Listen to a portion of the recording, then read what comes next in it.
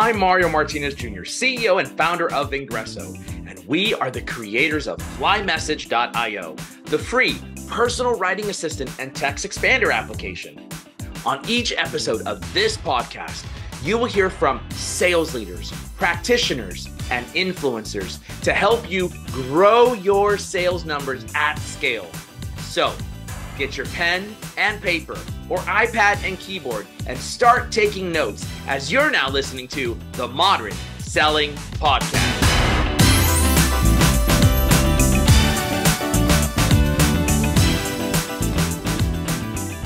Ladies and gentlemen, welcome to this episode of the Modern Selling Podcast. And as you all know, Ingresso has been on a journey. We've been fundraising out there, and I have the privilege to be able to have my friend Angela Lee, who is the founder of 37 Angels and also a professor at the Columbia Business School. And I'm excited to bring her to the show. Angela, welcome to the show. Mario, thank you so much for having me. I'm really excited to be here. Awesome. So do me a favor, tell everybody a little bit about yourself, 37 Angels, as well as your role in Columbia Business School or anything else you want to share. And then I've got a very special question for you as well. Yeah. So I split my time between 37 Angels and Columbia Business School. At 37 Angels, I'm the founder. We started about 10 years ago. Every year, we look at between 2,000 and 3,000 startups and invest in 10. And we also teach new investors how to become startup investors through our boot camp. And then at Columbia Business School, I mostly teach venture capital courses, and I'm also the faculty director of our Entrepreneurship Center. And Ingresso had the awesome privilege to be able to be part of, I would call it, what was it, pitch day, pitch session at the Columbia Business School? What was it called? It was the pitch forum, which meant that you were in the top 8 companies out of the 500 that we saw in those 2 months. Ooh, wow. I didn't know that. Okay, I feel special now. Thank you. And that was really fun to be able to talk to, obviously, folks at the Columbia Business School who are working professionals, investors, as well as venture capitalists, as well as just executives in many organizations. And we had the privilege of being part of that. And that was pretty cool. And by the way, that was phenomenal because it got me access into some amazing venture capitalists that I wasn't planning on getting access to. So thank you so much for having us as well. That is awesome to hear. It is all about connections and meeting great people, as you know. And we will be talking about that, especially on this fundraising journey. So I have a very special question for you. And I ask this of all my guests, and I'm looking for something juicy, Angela. So give it to me juicy. Just don't confess any grave sins. That is, tell us something nobody knows about you, even if they're looking at any or all of your social channels. That is a tough question, especially in this day and age with everything being so public. I'll give you 2 fun facts. So one is that I know how to use an abacus, which I don't know if that's fun or super nerdy, but I do. And then the second one is I almost went to culinary school and applied for Master Chef, and I made it to be a finalist to be yelled at by Gordon Ramsay, but did not make it into the final show. Wow. So you actually got yelled at? No, I was saying I applied to be, I was one step closer, like one step behind being yelled at. Oh, isn't that funny how we always think of Gordon Ramsay, the guy who yells at all the chefs? That's his brand. Very cool. Well, okay, since you shared that, I will share. Not many people know about this, but many people know that when I was going to apply to colleges, and this was back in 1995, I only had enough money to apply for one college. That's what we had, and that's all the money that I had. And either it was going to go to UC Berkeley, or I was going to go to massage therapy school, NHI, National Holistic Institute. And wow. I got into Berkeley. That's amazing. I don't know if we've talked about this. I think it means that we went to Berkeley at the same time. I was there starting in 1996. Oh, wow. Okay. That's hilarious. So you were at Cal at the same time? We were at Cal at the same time. And I got a lot of free and very cheap massages from NHI because they would have their massage students. You could get really free cheap massages from there. That's exactly right. Absolutely. So what was your degree at Berkeley? Economics. Oh, see, I didn't do the econ route. Actually, I tried, and I barely passed stats. I had the professor name was Professor Pervs. Did you have Professor Perv for stats? I did not. Oh man, that's such a great story. I'll tell it at another time. But I couldn't barely pass stats, and then that's when I said, "All right, I'm going to go the easy route." So I picked sociology. That having been said, amazing. We were there at the exact same time. Yes, absolutely. Awesome. Well, welcome to our show, and let's get into some meat. First, I will talk about, as you know, Vingresso's been on the fundraising journey. We started in August of 2022. We closed our pre-seed round in February of 2023. We raised about $630,000. I say about, no, it was about the 630. We did 632 as a matter of fact. And that was a combination of angel investors, micro angel from crowdfunding, as well as venture capital funding as well. So a lot of folks have been interested in our journey. And one of the reasons why I wanted to have you on the show was really to talk about, what are investors looking for? For those of us that are out there that are entrepreneurs, business owners, we're thinking about, hey, can I fundraise? Or those of us are aspiring to one day be an entrepreneur. Let's start with, what are investors actually looking for in startups? Investors are looking for a few things, and I like alliteration, so I like to break it down into the 4 Ps: people, problem, progress, and price. People is really the team, right? Who are the folks behind the company? Do they have the right domain expertise? Problem is, what market are they playing in? Is it large? What does the competitive landscape look like? Who are the customers? Progress is, do you have some revenue, some customers, and how are you going about acquiring customers? And then price is, of course, the deal terms have to be fair. So those are the 4 things we look for: people, problem, progress, and price. Gotcha. Okay, so let's break this down then. First off, how does a startup founder, or not even a startup founder, how does an organization even get to you guys in the first place? Like, we have found, and a little bit about our history since August to present day, we have pitched over 180 folks.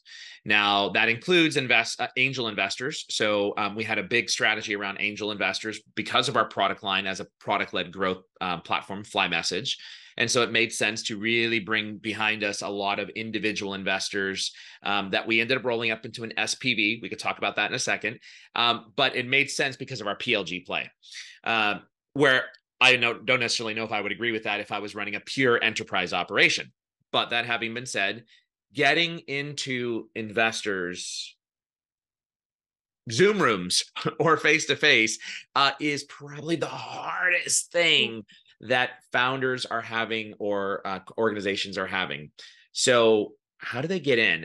I think 37 Angels has a relatively easy way to get in terms of requesting to pitch, but in most cases it's not as easy as online. Like, you got to get somebody to introduce you or do something. Like, give us some advice on that. Yeah, so I think first you have to identify the people who are the right fit for you, and then you have to somehow get in front of them. So in terms of identification, honestly, I think a lot of the times it just starts with Google, right? So who are education, technology, angel investors in Akron, Ohio, where I was born? Or, where, I think that it honestly just starts there.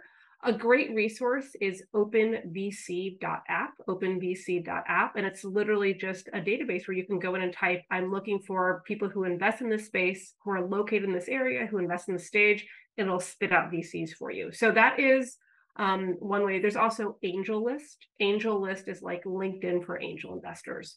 So those are just kind of really great resources to identify. But again, I often start with Google. So that's step one. At this point, you will have a Google spreadsheet, an Excel spreadsheet of probably, a couple hundred folks, whether they be firms or individual names. Then the question is, how on earth do you get in front of them? And I say, work your network, right? And so a lot of these places, they will have a website where you can just apply directly, but it's so much better to get a warm intro. And one of the great things about LinkedIn is you are probably second degree connected to most of these folks. So what I would say is, okay, there's this VC firm that I'm trying to get in front of, throw that name into LinkedIn, see the names who work there, and be like, oh, here are a bunch of people who I am second degree connected to, and then reach out to them and say, hey, this is my startup. Can you reach out to this person on my behalf? Don't make them do all the work, though. Write the email for them. This is how we're awesome. Here's our pitch deck. And be like, just forward this email on to them. And that way you're making it really easy for them. Not everyone's going to say yes, but if you send that email 100 times, you're going to get a few people who are willing to make that warm intro for you. And of course, individuals can use Fly Message to put those For messaging sure. templates inside there, which is what we did. I had one that was my shortcut was dash VC intro, and it popped up a perfect message that said, hey, if you want to do a direct intro, meaning bridge the two of us together at the same time, or if you wanted to ask first, then intro, here's two different messages that you can use for those use cases. And sometimes I was able to ask people like, which would you prefer? And just send the one. And then other times they said, let me think about it. And then they would figure out which one they wanted. That's a great one, Angela. I also, yes, we did that. We also did a couple other things, and that was we did using the OpenVC app. We went to the investors, went to them cold. Now, I will tell you that I probably got 1 out of 100 that responded in the cold. So that is like the least common denominator. To your point, warm intros are the best. But also what we did is we actually looked at those venture firms and or angel investors, looked them up on Crunchbase to see who they had invested into. Then what we did is I reached out and had a sequence of messages that I sent to the CEOs of those companies and said, hey, I'm out there, I'm raising funds. I would love to get your opinion on, guide me as a fellow founder on my progress and what I'm doing. Would you be open to spending, 30 minutes with me at most, just to guide me on the process? And I did. And as I did that, I would probably get about 50% take rate on a meeting request. And I would have those conversations. And of that 50%, I'd probably get about 20% at the end say, I'm willing to introduce you if you'd like me to, which is ultimately what I was trying to get them to do was introduce me. So I used a lot of that as well. It's a great methodology as well. Yeah, it's all about working your network, but in a thoughtful way. I will say, I love your advice on this one, but if you are trying to do this, you must recognize that it's a full-time job. Absolutely. I always tell, especially if you have a co-founder, one of you should be doing fundraising and then let the other person run the company, because it really is a full-time job. So that for us, I'm fortunate that I had my leadership team that for essentially about 6 months, I was putting together, all of these things and trying to figure things out and map it. And it takes like forever. All right. So let's pretend now we've gotten in, we've identified the venture firms or angels that we want to go after. And we understand now what people are looking for, and you use the 4 Ps. Let's go over that. People, problem, progress, and the price, meaning the deal terms. Now we go into pitch. Fortunately for me, out of 180 pitches, I was able to close 130 of those for individual investors as well as some VCs. So I feel like I've got some ground that I was able to make up in this regard. But what are some of the biggest mistakes founders make when pitching? The first thing is I just want to set expectations that 130 closes on 180 is a very high close rate. And so Mario's a good pitcher. I've heard him pitch. I just want to make sure that everyone's not expecting that close rate. But what I would say that let's start with things that you should be doing. So the first thing I would do is I would recommend that you pitch your idea, your 2-minute pitch to 10 people who you do not know very well, and then ask them, what does my startup do? And if they can't repeat back to you in a very clear way what your value prop is, what you do, you have not pitched clearly. I hear a lot of pitches where they pitch it at the end. I'm like, what exactly is it that you do? So that clarity, I think, is so important. And the only way I know how to get better at that is just by practicing and then asking 10 people, what do I do? And you'll know very quickly if you are pitching in a clear and concise way. In terms of common mistakes that I see people make on the people side, I think the biggest mistake I see people make is people just try to generally impress you that they're smart. And they're like, we've done these things, we've worked here, and, all this stuff has happened. And as investors, we are really looking for, why are you the right team to start this company? Not just, are you smart, bright, capable people? I think it's really that specificity of domain expertise that I sometimes don't see founders pitching well enough. On the problem side, I would say large markets, really understanding that, especially if you're going after VC capital, we are looking for very large investors, very large markets to go after. I'm a venture partner at a fund called Vesco Fund.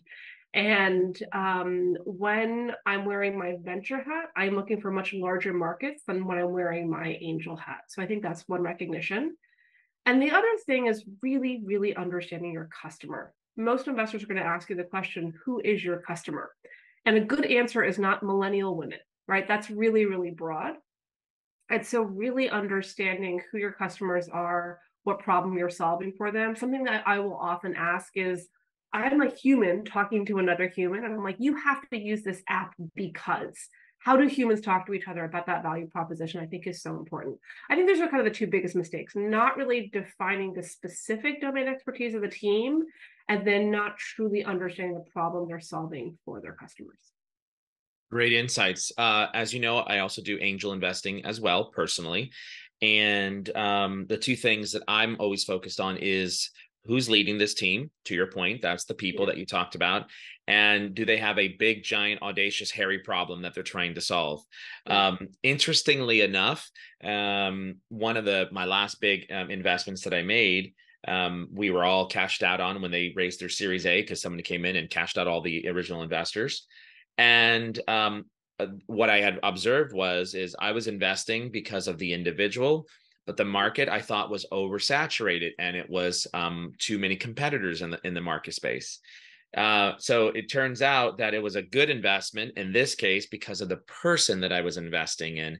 And that is really, really, really important. I've seen a lot of pitches where the founder is unsure about their own pitch, and it's almost like they've done it for the first time. I would love your perspective on, you said practice, do it with 10 people. I would love your perspective on, is that enough? Do you think that's enough before you do your first pitch? Because you only get like kind of one shot to pitch with a VC.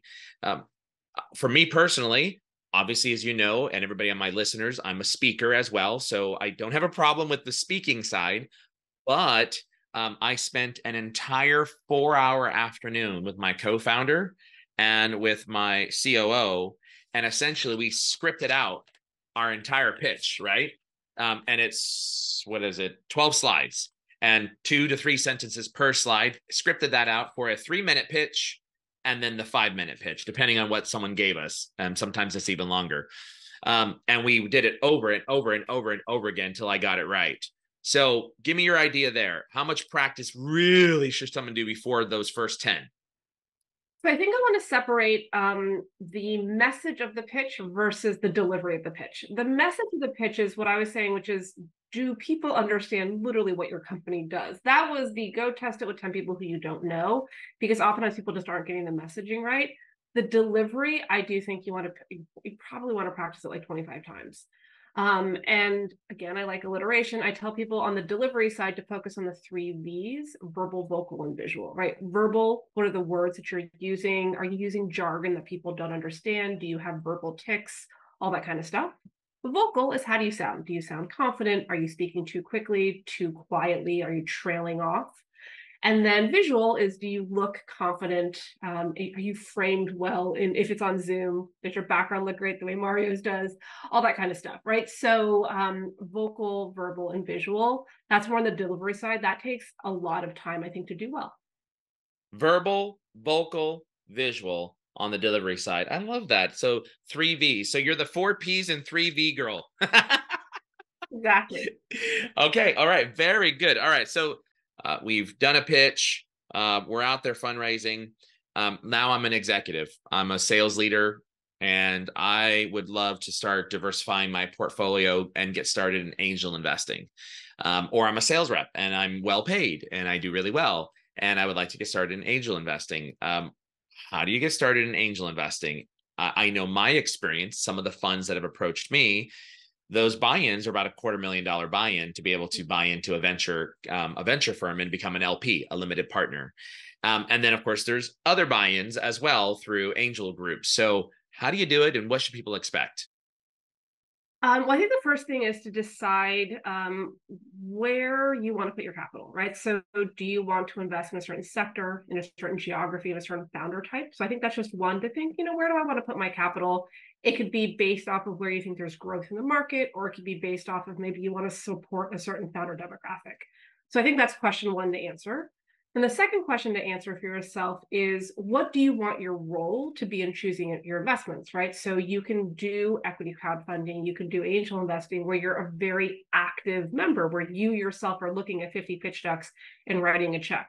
Or you can be a very passive investor. And to your point, Mario, give a venture capitalist money and say, you manage it on my behalf the way you do a mutual fund, or a hedge fund. So I think those are the two questions to ask yourself. Where do I want to put my money? And then how involved do I want to be on my investment decision?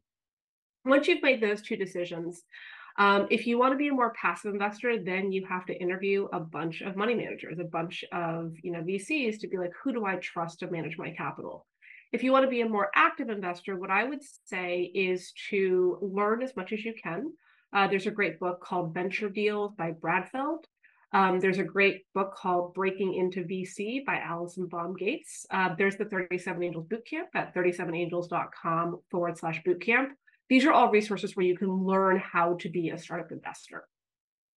Then what I would say is practice before you write your first check. I would strongly encourage you to probably look at about 50 pitches before you write your first check, because everything's going to look really shiny and exciting and you're going to be so excited. I would really encourage you to look at 50 decks. You can do this in a couple of ways.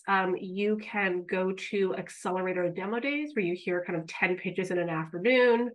You can go onto equity crowdfunding sites like Seed Invest, like WeFunder, and just look at 50 pitch decks in an afternoon. But what I would really encourage you to do that, again, at least 50 companies before you write that first check. 37 Angel Bootcamp. Rewind to that. I actually didn't know about that. So tell me more about what that bootcamp is. How much does it cost if someone's interested in it? And by the way, everybody knows that I don't do plugs for any one particular partner or vendor, but this is a very specific topic of conversation that a lot of people have asked me about. So I'm going to put in the plug for 37 Angel here. But tell me more about that, and what does that program include?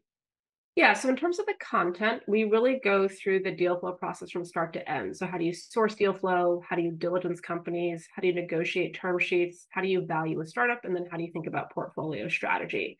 And we do this in two formats. We offer a 2-day intensive bootcamp, and then we offer an 8-week online bootcamp. And we do it about 4 times a year. So whatever format works best for you as a learner. It's $4,500 to join. Okay, that's not bad.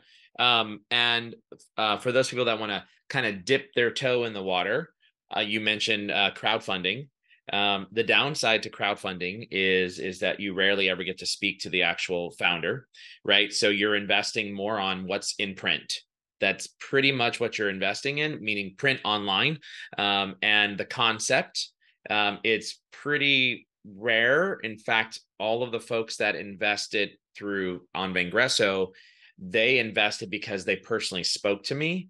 The others who didn't the others who invested because they saw it on WeFunder as an example, which I do not recommend and I do not like. But that having been said, there was maybe about 20 people who invested into Vengreso because they either saw somebody else do it, or somebody else told them about it, or they are one of those investors that are looking at crowdfunding and they put in a couple $100 or something like that, right? So, but none of them ever requested to meet with me. And I thought that was interesting in terms of that experience. So I'm the type of hands-on, I want to feel, touch, and talk to that leader or leaders in the organization before I throw money in. And I just found that that was not something that was engaged with that by the common crowdfunding investor. And I think, can you talk about the difference between an accredited investor versus a non-accredited investor, what that means functionally, literally, and then generally, well, you'll find your non-accredited investors, I think, are going to be on the crowdfunding type of sites. But can you talk a little bit about that? Yeah. So the definition of an accredited investor here in the US is you have to be one of 3 things. The first is income more than $200,000 per year, or you have over $1 million of investable assets, meaning outside of the value of your primary home, or you're what's called a qualified financial professional, which there are a number of ways to qualify. You can have like a series, I believe 7 or 63. Don't quote me on the exact test you can take, but it's a qualified financial professional. That's what it means to be an accredited investor. And if you are that, then you could be an angel investor, you can be an investor in a VC fund. And then, Mario, to your point, if you are unaccredited, you often are going to be on one of these equity crowdfunding sites, which means that you can invest for a much lower check size. Typically, if you're an angel investor, the minimum check size is going to be about $25,000. So in terms of equity crowdfunding, the pro is definitely diversification, right? If you have $5,000 to invest and you really just want to kind of dip your toe, you could put $5,000 into 10 companies. You would not be able to do that through angel investing. So that's the pro. The downside is exactly what you said. You don't get to meet the founder. You're investing off of a pitch deck and an idea. I do think equity crowdfunding is a great learning platform. If you just want to start to get that gut sense, get that pattern recognition of what does a pitch deck look like? What are the things that I should be looking for? I think it's a great learning platform. And if you have already met the founder through another channel, it's just an easier kind of legal mechanism to invest through. But beyond that, there are, first of all, a lot of these sites. They're not all created equal.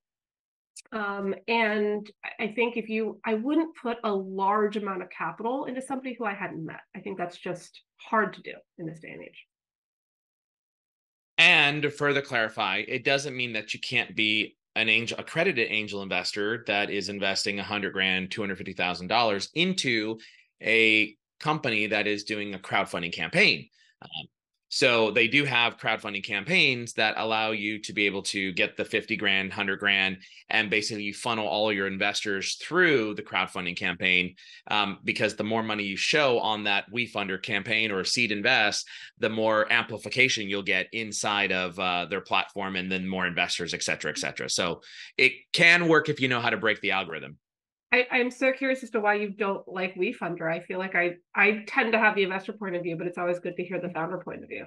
Yeah, that's a great question. So WeFunder always touted on all their documentation, all their engagement with us as founders, and why we selected them was that they would drive about 35% of the total funds. So if you raised 100,000, you can expect 135,000 because they were going to promote your platform. For us, we ended up doing about $250,000, and some of them we brought direct because they were large enough checks that we would put them directly on the cap table. And so overall, through WeFunder, we did about $150,000, and of that, only 9% was from WeFunder. And so that was the downside. Now, I learned a lot of things on equity crowdfunding. For example, you pick a lead investor, and that lead investor is the one that usually signs on everything for everybody else, because in WeFunder's case, they have an SPV. They roll up all the investors into one SPV, and then that one line item is now on the cap table, as opposed to 100 or 1,000 investors on your cap table. Which, by the way, it would be great to define, Angela, why investors don't like to see so many people on a cap table. Can you talk a little bit about that? There is kind of a legal reason. There's a practical reason for why we don't like to see a lot of investors on the cap table. Legally, there's actually a cap to how many people you can have on your cap table. And there's the fear that if you have too many names in your cap table, that you're going to be forced to go public. So that's kind of the legal reason. The more practical reason is just there are a lot of cats to herd. Somebody might get upset. It depends. Sometimes you can have veto rights or tag along rights as an investor, and depending on the kind of legal acumen of the crowdfunding site, they may or may not have done all those things correctly. And so I think investors just get very nervous that there are 300 people who could potentially cause problems later on. I think that's mainly the issue. Mara, I just want to make a comment that I talked to a lot of founders, and I love how transparent you're being. So, your listeners are just so lucky that you're being so transparent about the process, about your numbers. It's rare and so refreshing just to see that. So. Well, thank you. I appreciate that. It was definitely a learning experience. Back to the lead investor topic. So thank you for defining that for us. What I will say is the biggest mistake that we made was this was our first time crowdfunding, and nobody taught us anything. Nobody taught me all the ropes. So I had to learn these things by asking other founders who had done it and get all the 411. But the one thing that I made a huge mistake on that I didn't think about, nor did WeFunder tell me about, and that was my lead investor is the only investor that will show on the website how much was invested in the company. Nobody else, when you invest on through crowdfunding, nobody else can see that you were a $500 one or a $500,000 investor. Nobody can see that except for the lead investor. And what happened is they told us when selecting a lead investor, pick someone who you know, like, and trust. So if you ever needed that swing vote or that someone to, jump on your side, you've got that person. And I was like, great. So we did that, and we selected somebody who we know, like, and trust, that if we ever needed that help to be able to move us over into a certain direction, we could get that. The problem is that lead investor only invested $5,000. So what it created is every other investor that was a real investor on these crowdfunding platforms saw that the cap was $5,000 that someone else had, the lead investor had trusted and invested. When I actually took some of the $50,000 checks and $25,000 checks direct, what I should have done is put the $50,000 or the $100,000 person as a lead investor so that it would up the ante on all the other people. Yeah. And so I should have thought, being a social media influencer, I should have thought about what that meant, but I didn't know that they would show that number. And by the time that we picked the lead investor and it showed up on our page, it was too late to go back to the lead investor and say, I'm sorry, I really have to remove you now as the lead investor. Yeah. What a great learning. Unfortunate, but such a good learning for everybody who's listening right now. Exactly. And if I were to do it all over again, I would absolutely put, the lead investor, the $100,000 or the $50,000 investor in, because now that to everybody else, it's about social equity, right? It's about social proof. And so if social proof was, the lead investor invested $5,000, okay, then I won't do any more than $5,000, right?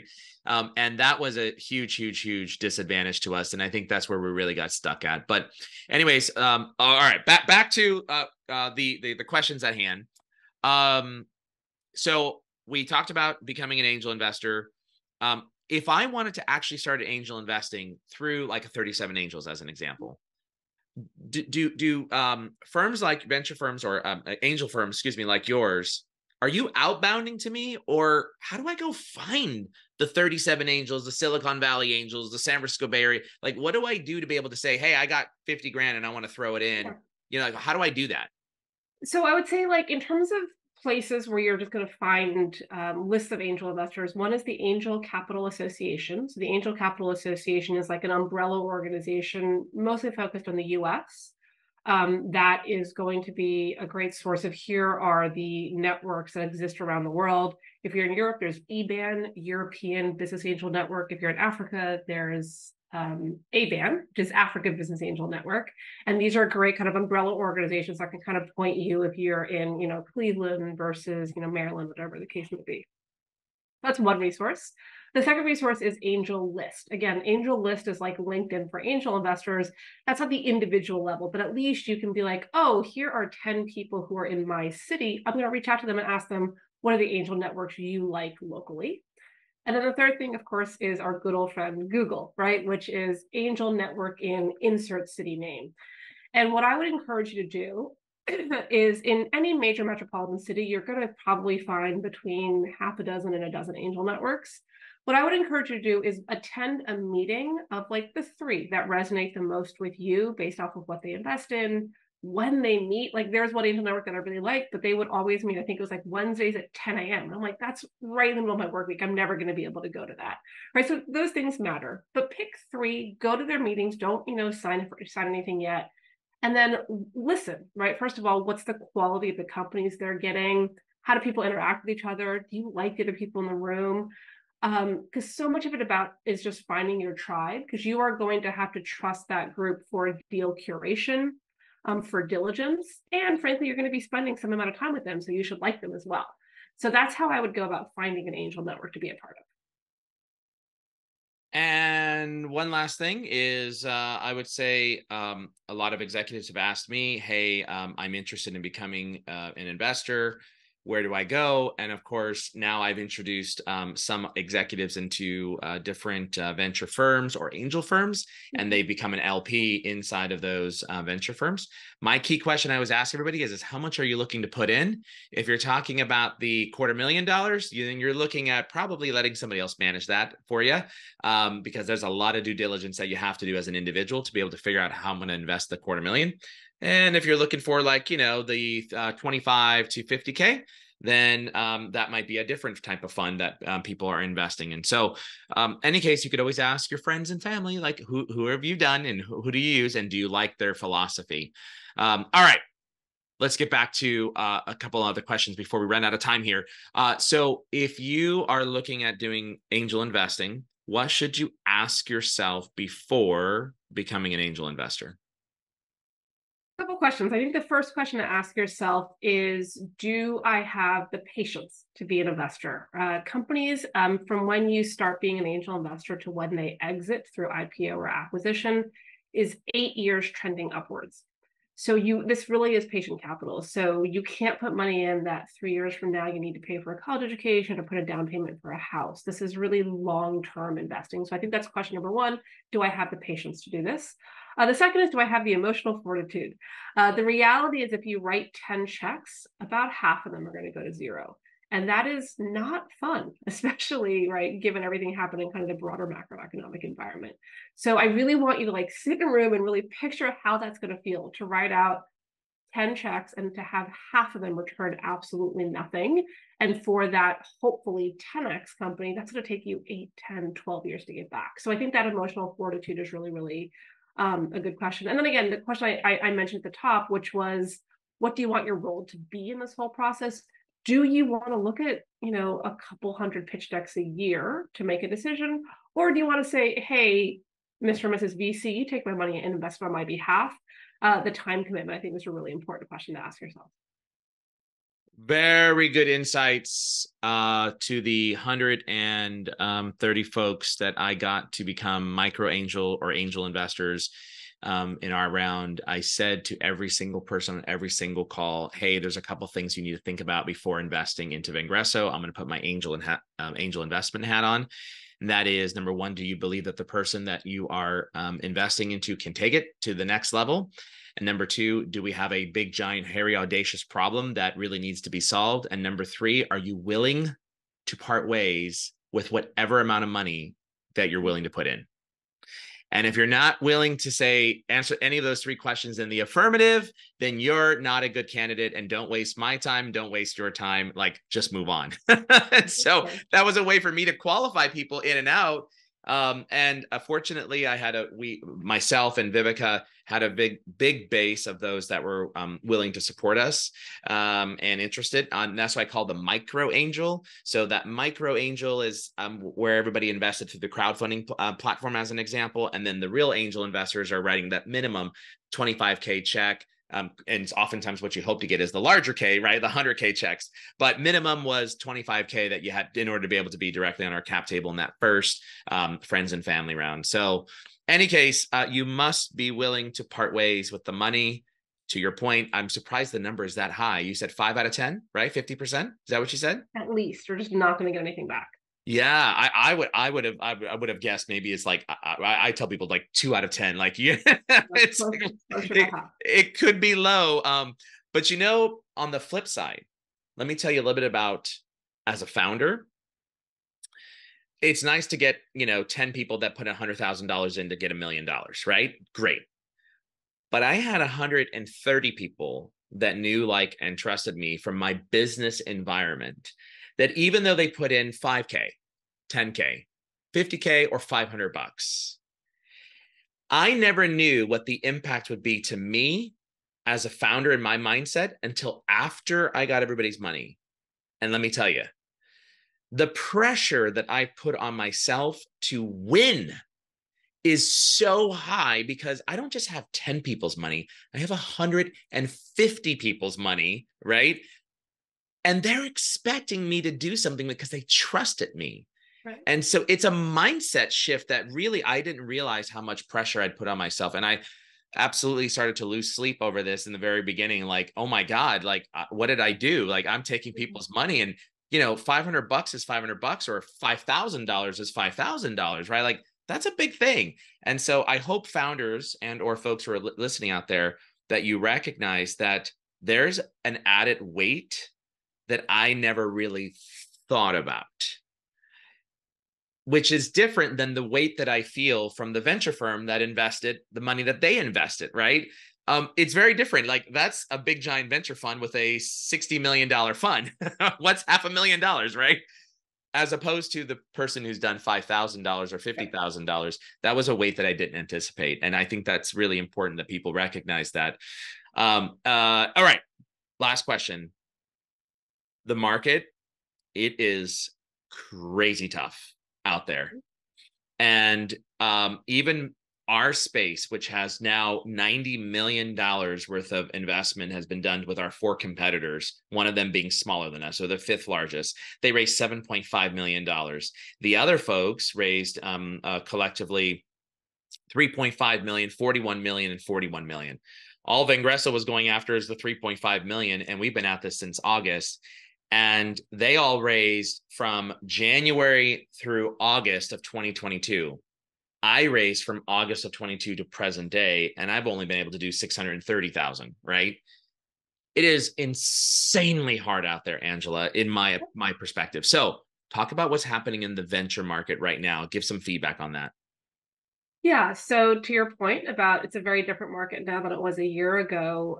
Venture deal flow is down between a third and 50%, depending on how you count it year over year. And so that is just a big drop. People are writing fewer checks. So it's a tough market out there. And that said, on the early stage, valuations have actually not come down. So the deals that are getting done are still getting done at an attractive valuation from the founder's perspective. It just means that investors are being a little bit more discerning over the checks that they write. And I think that what it means is you have to lean in your network even more. I think that the cold outbound email worked a little bit better a year ago than it does now. I think now, like, there is nothing that matters more than that warm intro. And so you have to work your network, but again, in that thoughtful way. And, one thing I will say specifically about reaching out to investors is the more research you can show that you've done on them, the better, right? So, hey, I think my company would have a lot of synergies with this portfolio company that you had, or you just had this really good, interesting article in TechCrunch about X. We think our company kind of falls into that thesis. So the more that you can show that you've done your research, the better you're going to do in terms of outbound networking. Yeah, we talk about personalize. And even on the cold market, I told you my stats, like 1 out of 100. I hyper personalized every one of those communications that I could possibly hyper personalize, even down to I'm reaching out because you invested in these companies, and these companies are in our segment, right? So even personalization on that particular level. Others where we shared something in common, and maybe they were African American, maybe they were Latino, maybe they were invested in women-led founders, those types of things. And I got to tell you, to your point, cold market was like, it's almost dead. You got to get that warm introduction. And you're right. Us raising our capital at a different time than our other 4 competitors has been a real uphill battle. But a number of founders have told me, if you haven't done 350 pitches yet, then you have nothing to cry over. Wow. So in that regard, I'm at that 180 mark. I'm still going, and we got to still raise $3.5 million. And I got another, couple hundred left to go. So I'm still on the right track. And every no that I get, I'm one step closer to a yes. That's the way I think of it. Angela, it's been absolutely awesome and fabulous to have you here on the show. And thank you for sharing your insights. I so appreciate it. A couple questions I have for you. If somebody wants to get connected with you, what's the best way? Or is it tweet at you? Is it on LinkedIn? How would someone get connected with you? Yeah. So you actually can apply to us for funding through our website, which is just 37angels.com. And that is the best way to get in touch with kind of our investment team. Okay, gotcha. And do you accept LinkedIn invitations, especially from listeners who are listening in? My personal rule of thumb is I only accept a LinkedIn invitation if I've met you in the past. Okay. So make sure that if you're interested in connecting, that you reach out through 37 Angels and find a way to meet Angela at one of her pitch sessions or a pitch event of some sort. With that in mind, my last question for you, always ask this of all my guests, your all-time favorite movie, what is it? Such a fun question. My favorite movie of all time is The Fox and the Hound. It's a very old Disney film, and it is about childhood and growing up. It is a very sad movie, but it is a beautiful story about friendship. I love it. Fox and the Hound. I grew up with that along with my baby sister. That I used to watch that all the time, and I used to cry along with her. That having been said, fabulous to have you on the show. Hey, don't turn that dial quite yet. Make sure that if you reach out to Angela, that you let her know you heard her on the Modern Selling podcast. And for those of you listening in, I've got this very important message for you right now. Thanks for listening to the Modern Selling podcast. Please do me a huge favor and give the Modern Selling podcast a 5-star rating and review on iTunes. Oh, and don't forget, if you'd like to save 20 hours or more in a month and increase your productivity, go right now and download Fly Message, that's flymsg.io for free. It's your free text expander and personal writing assistant. Hey, thanks for listening in, and until the next episode, good selling.